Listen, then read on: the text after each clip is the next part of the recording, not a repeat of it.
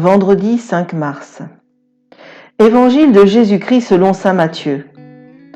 En ce temps-là, Jésus disait aux grands prêtres et aux anciens du peuple : « Écoutez cette parabole. Un homme était propriétaire d'un domaine. Il planta une vigne, l'entoura d'une clôture, y creusa un pressoir et bâtit une tour de garde. Puis, il loua cette vigne à des vignerons et partit en voyage. Quand arriva le temps des fruits, il envoya ses serviteurs auprès des vignerons pour se faire remettre le produit de sa vigne. Mais les vignerons se saisirent des serviteurs, frappèrent l'un, tuèrent l'autre, lapidèrent le troisième. De nouveau, le propriétaire envoya d'autres serviteurs, plus nombreux que les premiers, mais on les traita de la même façon.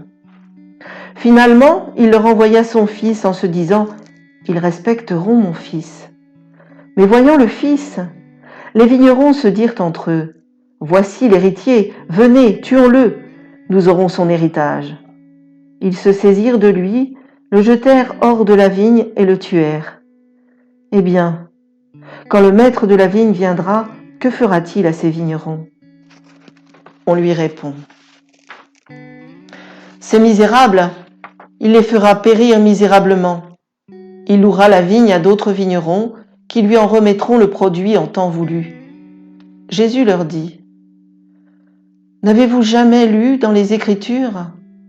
La pierre qu'ont rejetée les bâtisseurs est devenue la pierre d'angle. C'est là l'œuvre du Seigneur, la merveille devant nos yeux.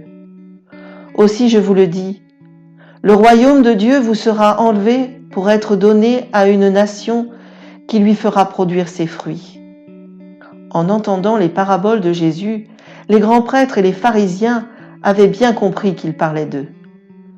Tout en cherchant à l'arrêter, ils eurent peur des foules parce qu'elles le tenaient pour un prophète. Prions avec saint Augustin. Ô mon Dieu, demeurer en toi, c'est construire sur le roc. Te quitter, c'est périr. Te chercher, c'est aimer. Te voir, c'est te posséder. C'est vers toi que la foi nous attire. Vers toi que l'espérance nous conduit. À toi que la charité nous unit. Mon offrande du jour. Est-ce que tous les fruits que je produis par la grâce de Dieu, j'en fais profiter les autres ? Ces fruits sont des dons de Dieu. Je pourrais les partager.